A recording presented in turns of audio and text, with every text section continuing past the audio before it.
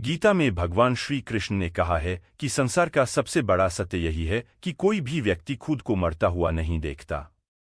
व्यक्ति दूसरों को मरता हुआ देखता है तो उसे कुछ पल के लिए दुख होता है, उस समय वह घबराता भी है कि उसे भी एक दिन मरना होगा, लेकिन वह इस सत्य को अधिक समय तक स्वीकार नहीं कर पाता। मनुष्य को लगता है कि दूसरे की मौत आ सकती है, लेकिन वह थोड़े ही मरने वाला है।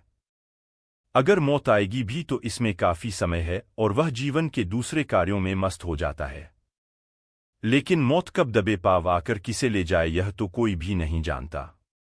गरुड़ पुराण में भगवान विष्णु ने जीवन को पानी में रखे कच्चे घड़े के समान कहा है, जो पल पल पानी में घुलता जाता है और कब पानी में पूरी तरह घुलकर नष्ट हो जाए कहा नहीं जा सकता।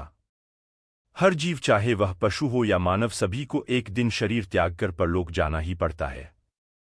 परलोक का सफर बड़ा ही कष्टकारी और दुखद होता है। मरने के बाद का सफर जीवन और मृत्यु के समय के भयंकर कष्ट से भी भयंकर है, जिसके बारे में गरुड़ पुराण और कठोपनिषद में बताया गया है।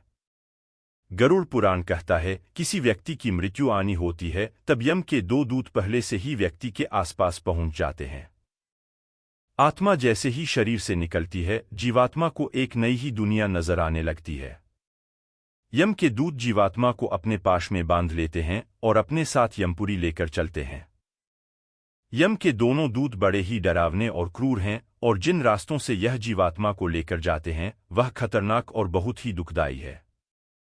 पुराण के अनुसार धरती से जब आत्मा यमपुरी के लिए चलती है तो उसे 16 गांवों का सफर तय करना होता है। जीवन में अपने कर्म के अनुसार मनुष्य को इन सभी गांवों में अलग अलग प्रकार के कष्टों का सामना करते हुए अंत में यमपुरी पहुंचना होता है। यमपुरी के इन गांवों के नाम हैं सौम्यपुर, सौरीपुर, गंधर्वपुर, शैलगाम, क्रौंचपुर, विचित्र भवन, बहवापदपुर, दुहकपुर, नानाक्रंदपुर, सुतप्तवन, रौद्रपुर, पयोवर्षणपुर, शीताड़ेपुर और बहुभीतिपुर। भगवान विष्णु ने गरुड़ से कहा है कि इन गांवों के मार्ग में न तो विश्राम के लिए वृक्ष की छाया है और न कहीं भोजन का प्रबंध, जिससे कि जीवात्मा को राहत मिले। मार्ग में प्रलयकाल के समान कई सूर्य चमकते हैं, जिससे पिंड से बना शरीर तपता रहता है। पीने के लिए जल की एक बूंद भी मार्ग में कहीं उपलब्ध नहीं है।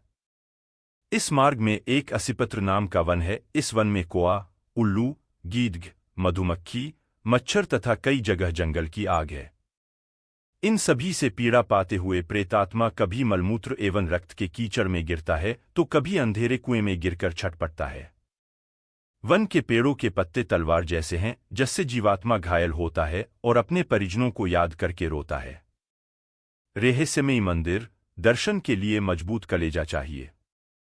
इस मार्ग में आत्मा को राहत मिलता है तो वह परिजनों से प्राप्त पिंडदान से, इसलिए परिजनों को श्राद्ध और मासिक श्राद्ध करते रहना चाहिए ताकि उनके परिजनों को मार्ग में अन्न जल मिलता रहे। अन्यथा मृत व्यक्ति की आत्मा दुखी होकर अपने परिजनों को